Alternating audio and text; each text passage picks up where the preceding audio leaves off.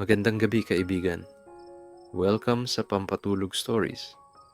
Ngayong gabi, samahan mo ako sa isang kwento ng 5 magkakaibigan, sina Migs, Marco, Ella, Tessa, at Rico, na nagpasya sa isang simpleng road trip para magpahinga, magtawa, at muling maramdaman ang saya sa maliliit na bagay. Isang biyahe na puno ng nakakatawang aberya, di inaasahang pagkakaibigan sa daan, at mga alaala na magpapaalala sa atin na minsan, ang hindi perpektong plano ang nagdadala ng pinakamasayang kwento. Kaya, ipikit mo na ang iyong mga mata at hayaang magsimula ang ating paglalakbay. Maagang gumising si Migs. Siya ang nag-aalaga ng kanilang lumang van na tila ba mas matanda pa kaysa sa kanila. Habang pinupunasan niya ang windshield, ngumiti siya. "Ready ka na ulit, buddy?" Bulong niya sa van. Parang kausap niya ito. Maya-maya, isa-isang dumating ang barkada. Si Marco, bitbit ang malaking bag na punong-puno ng pagkain. "Huwag kayong mag-alala, hindi tayo magugutom," proud niyang sabi. Si Ella naman, may hawak na clipboard na puno ng itinerary. Planner siya ng grupo, pero kilala nila itong minsan. Nakakalimot. "Relax guys, I've got everything under control," confident niyang sabi, na para bang walang puwang para sa error. Kasunod si Tessa, laging may camera sa leeg. I swear, lahat documented. Kahit pag-ubo ni Migs, may picture. Biro niya. At huling dumating si Rico, ang joker. May dala siyang maliit na Bluetooth speaker. "Kung walang tugtog, walang biyahe," sigaw niya habang sumasayaw pa ng kaunti. Pagkasakay nila sa van, puno agad ng tawanan ng loob. Habang nagdadrive si Migs, nagpatugtog si Rico ng mga lumang kanta na biglang nagpasayaw sa lahat. Kahit wala sa tono si Marco, sumabay pa rin siya. "Tessa, Marco, parang nalulunod ang boses mo." Marco, "Excuse me, artistic yon." Rico, "Artistic? Mas parang traffic." At nagtawanan silang lahat. Ang hangin sa daan ay malamig at ang araw ay nagsisimula palang sumilip. Habang bumabaybay sila sa highway, tila ba wala silang iniisip na problema. Wala silang iniwanan kundi ang ingay ng syudad at ang bigat ng isang linggong trabaho. Pagkalipas ng ilang oras, napansin ni Marco ang isang maliit na tindahan sa gilid ng kalsada. "Guys, stop over tayo. May nakikita akong empanada." Migs, "Kakakain lang natin kanina." Marco, "Wala sa schedule ang gutom, Migs." Napahinto si Migs at bumaba sila lahat. Habang kumakain, napuno ang paligid ng tawanan at kulitan. Si Ella, nag-check ng kanilang itinerary habang nakatingin kay Marco. Ella, "Marco, kung sa pagkain lang tayo titigil, baka abutin tayo ng bukas bago makarating." Marco, "At least busog." Maging si Tessa ay di mapigilang kunan sila ng mga candid shots. Perfect. Kung may coffee table book ang road trip natin, ito ang cover. Muli silang sumakay sa van at nagpatuloy ang biyahe. Ang daan ay mahaba, pero magaan ang pakiramdam. Habang masaya silang nagbibiruan, biglang may kakaibang tunog na narinig si Migs mula sa van. "Tok, tok, tok." Migs, Guys, hindi normal yon." Huminto ang van sa tabi ng kalsada at doon nila napagtanto na may sira ang makina. Tahimik ang lahat sa loob ng ilang segundo, hanggang sa biglang nagsalita si Rico. "Good news, mga kaibigan. Libre tayong camping experience dito." Nagtawanan ng lahat, kahit medyo kinakabahan. Bumaba si Migs at sinilip ang ilalim ng hood. Habang abala siya, si Marco naman ay naglabas ng chips. "Kung stranded tayo, at least may pagkain." Ella, "Marco, pwede bang hindi lahat ng problema kain ang solusyon?" Marco, "Pwede, pero mas masarap kung meron." Habang naghihintay sila ng tulong, Naglatag sila ng kumot sa damuhan at nagpiknik. Parang hindi sila stranded. Para lang silang nag-stopover sa gitna ng kalikasan. Si Tessa nag-selfie pa kasama ang van. Caption: When life gives you car trouble, make it a photo shoot. At si Rico, syempre, may dagdag na banat. Kung sira na ito, pwede na nating itulak pabalik. Team building exercise. Nagtawanan silang lahat. At kahit medyo mahirap ang sitwasyon, tila ba naging mas masaya pa ito? Sa halip na mainis, tinanggap nila ang aberya bilang bahagi ng adventure. Dumating ang isang mekaniko matapos ang halos isang oras. Nagkuwentuhan sila tungkol sa mga nakakatawang alaala nila nung high school. Ang mga prank kay Ella, ang mga epic fail dance moves ni Migs, at ang isang beses na nalock si Marco sa sariling bahay na habang kumakain ng ice cream. Ang tawanan nila ay umalingaw-ngaw sa kalsada. Kahit ang mekaniko napapangiti.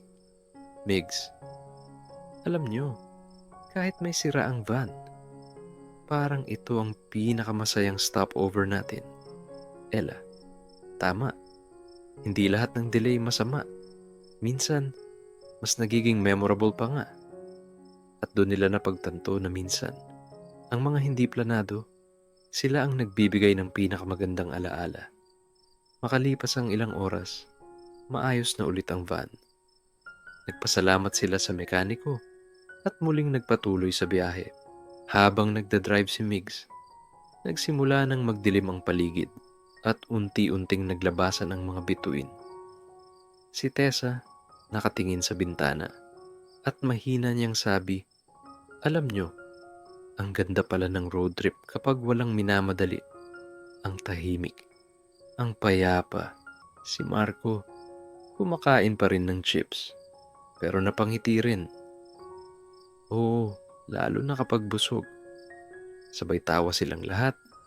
Hindi nila alam, ang susunod na twist ng biyahe nila ay mas magiging nakakatawa pa.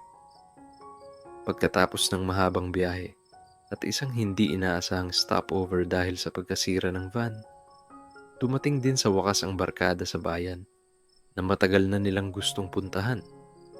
Pagod man, punong-puno naman sila ng excitement. Habang papalapit sila sa hotel, nagsimula ng mag-usap-usap ang grupo. Marco, finally, beds, pillows, at breakfast buffet. Rico, mas excited ka pa yata sa pagkain kaysa sa mismong trip. Marco, hindi naman ako nagtatanggi.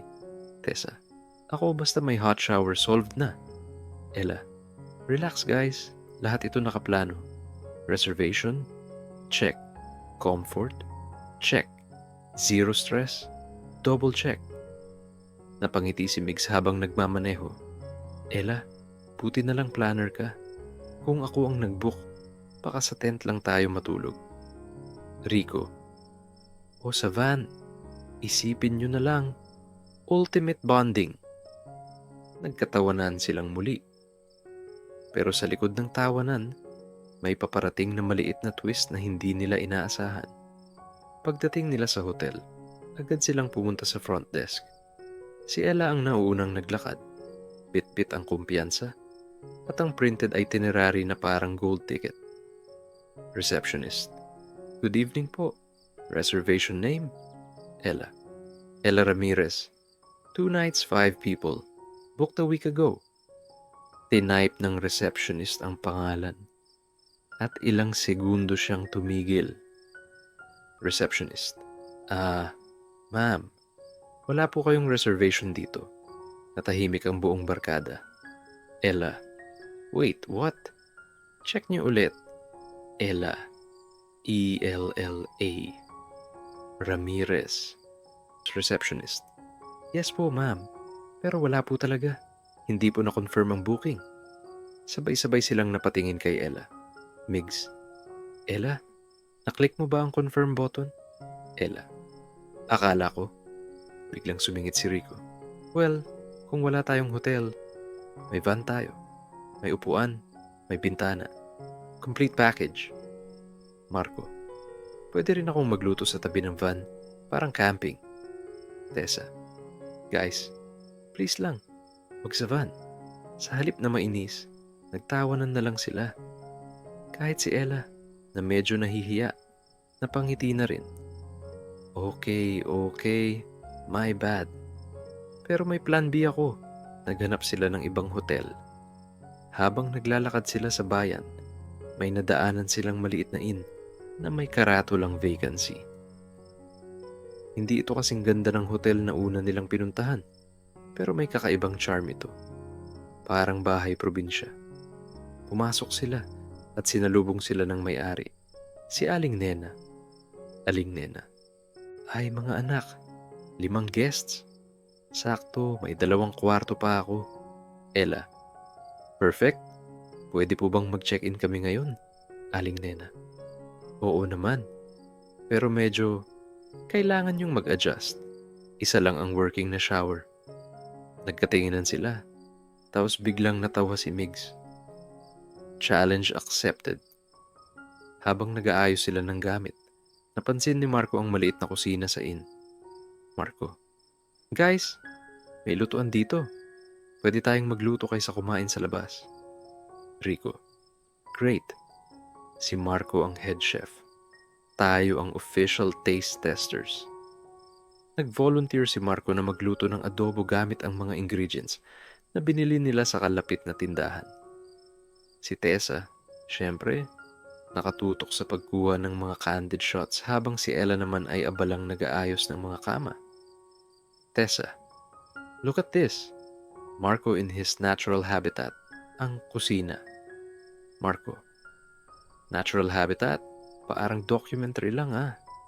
Rico, welcome to The Hungry Explorer, featuring Marco, the man who can turn any kitchen into a buffet. At nagtawanan sila habang kumakain ng adobo na ginawa ni Marco. Simple lang, pero sobrang saya nila. Parang naging mas memorable pa ang trip dahil hindi ito perpekto. Pagkatapos kumain, nagdesisyon silang maglakad-lakad sa plaza ng bayan. May maliit na night market doon, may nagbebenta ng street food, at may mga nag-aalok ng souvenirs. Si Tessa, bumili ng keychain na hugis van. Tessa, para maalala natin yung pagkasira ng van natin. Rico, at para maalala natin na may isa pang almost disaster. Si Ella, at ang fake reservation. Ella, hey, at least ngayon may kwento tayong ikukwento forever. Habang naglalakad sila, biglang umulan ng mahina. Sa halip na magtago, nagpasya silang maglakad sa ulan. May dalang payong si Migs, pero nagdesisyon siyang hindi na lang ito gamitin. Migs, minsan mas masarap maglakad sa ulan. Wala tayong minamadali. Ella, tama. At saka, ang sarap ng hangin dito. At sa ilalim ng ulan, habang nagtatawanan at nagkwekwentuhan, nakalimutan nila ang lahat ng stress na iniwan nila sa syudad. Pagbalik nila sa inn, nagkumpulan sila sa iisang kwarto. Nagkukwentuhan hanggang sa makatulog. Migs, guys, alam nyo, kahit hindi ito yung perfect na trip na nasa plano ni Ella, siguro ito ang kailangan natin. Ella, oo nga. Parang lahat ng mali naging tama. Marco, basta may pagkain, laging tama. Rico, at basta may tawanan, kahit saan pa tayo mapadpad, masaya pa rin. Napangiti si Tessa habang nakatingin sa kanila. Ito ang best trip ever. At bago sila nakatulog, isang bagay ang malinaw. Minsan, ang mga aberya ang nagdadala ng pinakamagandang alaala. Mataas na ang araw nang magising ang barkada kinaumagahan. Ang unang gumising ay si Migs, na agad na bumangon at binuksan ang bintana ng maliit na inn. Ang hangin ay malamig at may halong amoy ng bagong gising na bayan. Sa labas, rinig ang tilaok ng mga manok at mahinang kaluskos ng mga nag-aayos ng tindahan. Migs, gising na, mga inaantok. adventure day natin. Unti-unting nagmulat ang iba. Si Marco agad-agad na bumangon dahil may naamoy siyang nilulutong pandesal sa baba. Marco, amoy almusal. Let's go! Si Ella naman, nag-unat at nagpaalala sa lahat. Guys, maiksi lang ang oras natin. May itinerary pa tayo. Rico, Ella, pwede bang magpahinga ka muna kahit 5 minuto lang bago ka magplano ulit? Tessa, hayaan mo na Ella. Hindi siya Ella kapag hindi nag-iitinerary. Nagkatawanan silang lahat bago bumaba para kumain. Sa maliit na dining area ng inn, sinalubong sila ni Aling Nena na may kasamang mainit na kape at tinapay. Aling Nena, ay mga anak, good morning. Kumain na kayo. Libre na yan. Dahil ang saya nyo kahapon. Para kayong nagdala ng liwanag dito. Migs, salamat po Aling Nena. Baka po dahil kay Marco. Kasi ang liwanag ng mukha niya kapag may pagkain. Marco, excuse me. Ito ang mukha ng isang masayang tao. Habang kumakain sila, nagkwentuhan tungkol sa plano ngayong araw. Hiking daw ang una. Tapos pupunta sila sa isang maliit na falls na sikat sa mga turista. Pero pagkalipas lamang ng 1 oras, habang nasa gitna sila ng daan papunta sa falls, biglang nagbago ang langit. Mula sa maaraw, unti-unti itong nagdilim at bumuhos ang ulan.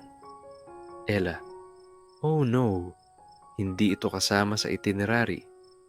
Rico, Ella, minsan kailangan mong tanggapin na ang ulan ay free add-on ng universe.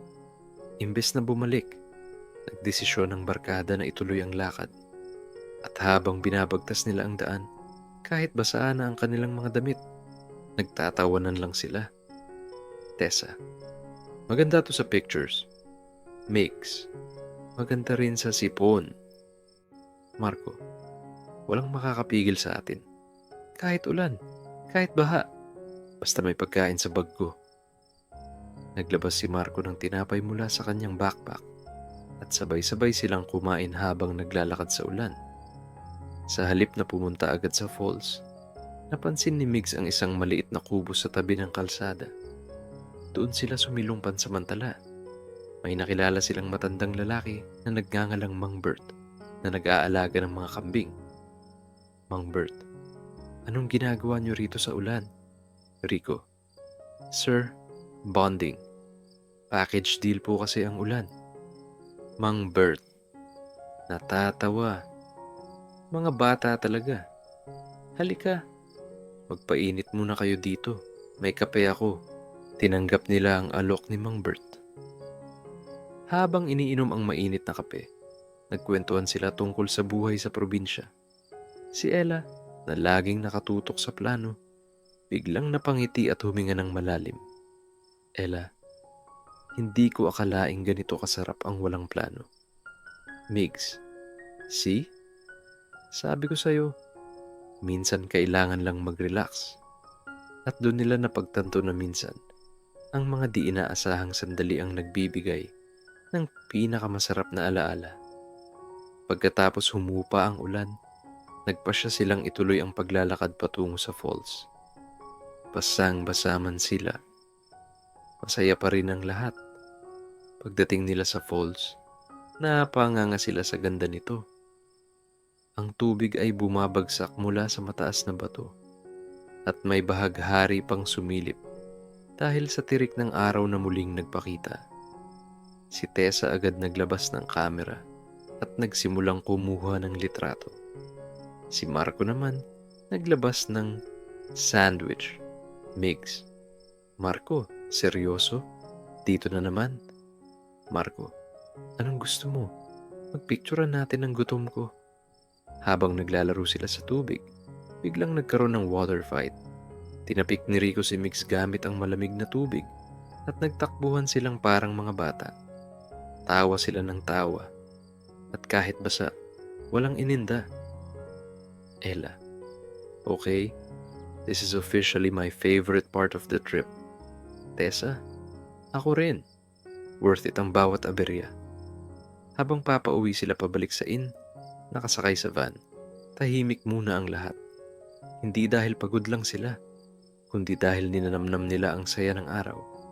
Migs. Alam nyo, ang galing din no? Nasiraan tayo. Nawala ang hotel reservation. Inulan pa tayo. Pero bakit parang mas masaya? Rico, kasi nga, minsan yung hindi planado, yun ang the best. Marco, at kasi hindi tayo nagutom. Ella, natatawa. Fine, lesson learned. Next time, less planning, more living. Tahimik silang tumingin sa labas ng bintana. Pinapanood ang papalubog na araw. Sa bawat kulay ng langit, ramdam nila na ang road trip na ito ay hindi lang basta biyahe. Isa itong paalala na minsan, mas magaan ang buhay kapag tinatawanan mo ang bawat aberya. At sa gabing iyon, bago sila nakatulog, muling nagpasalamat si Mig sa simpleng biyahe kasama ang mga taong mahalaga sa kanya. Kinabukasan, maagang nagising ang barkada. Ang sikat ng araw ay malambing na dumadampi sa kanilang mga mukha habang unti-unting bumabangon mula sa malalim na tulog. Si Migs, gaya ng nakagawian, ang unang bumangon at nag-ayos ng gamit. Pagtingin niya sa paligid, nakita niya ang kanyang mga kaibigan, si Marco, na mahimbing pa ring natutulog na parang bata, si Ella na yakap ang itinerary na parang unan, si Tessa na mahigpit pa ring hawak ang kamera, at si Rico na may nakabukas pang bibig sa pagtulog. Napangiti si Migs. Grabe, kahit may mga aberya, ang saya pa rin natin.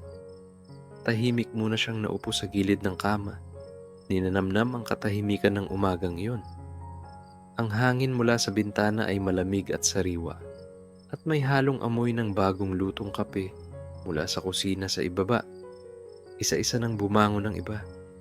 Si Marco, syempre, agad na napabalikwas nang marinig ang salitang almusal.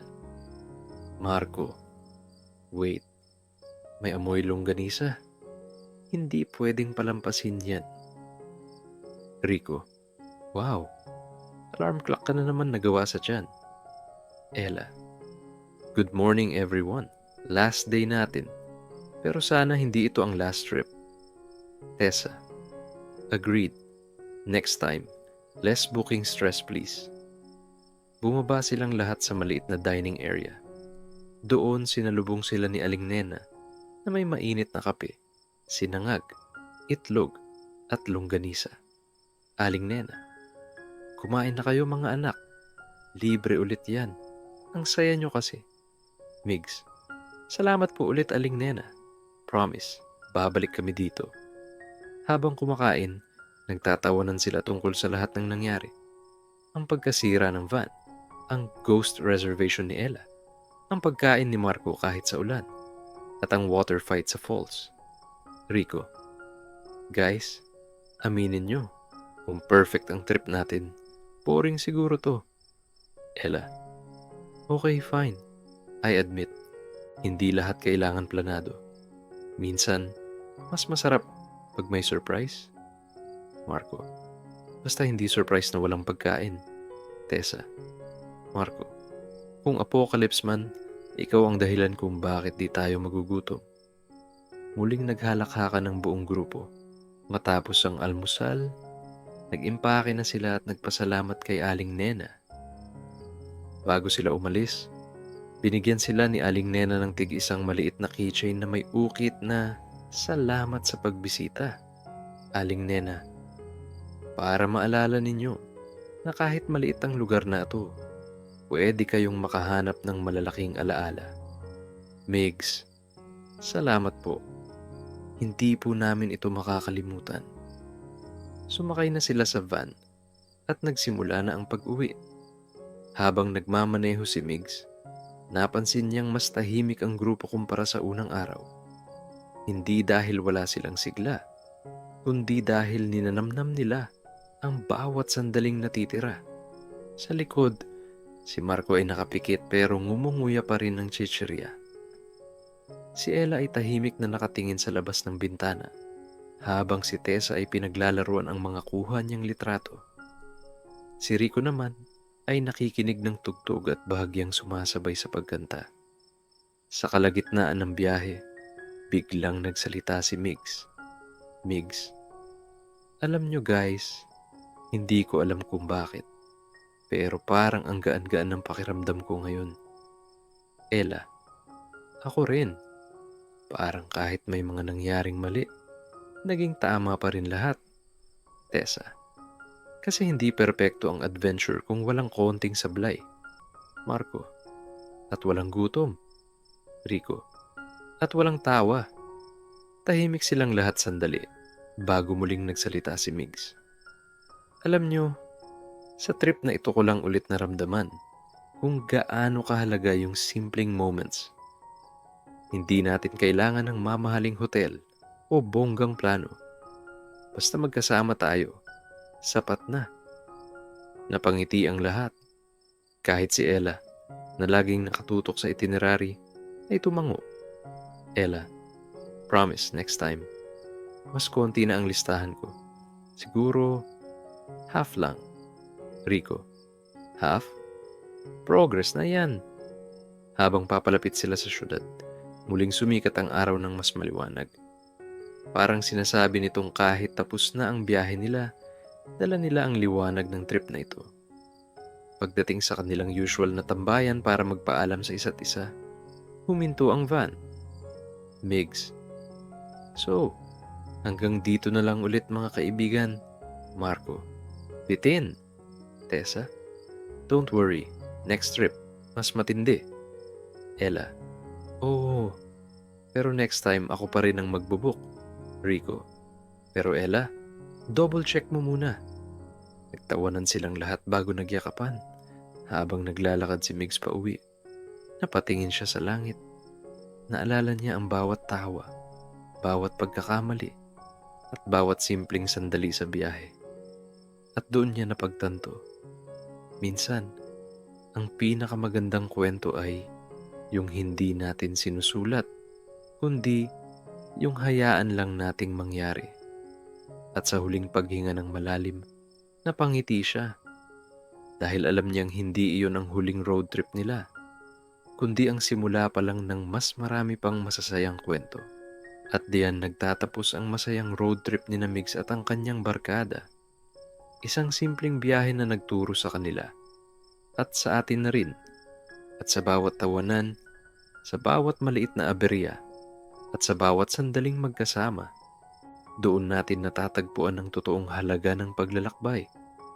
Kaya kung sakaling mapunta ka sa gitna ng isang hindi planadong sitwasyon, alalahanin mo ang kwento nila at matutong ngumiti, tumawa at magpasalamat hanggang sa susunod na gabi ng mga kwento. Magpahinga ka na kaibigan. Magandang gabi.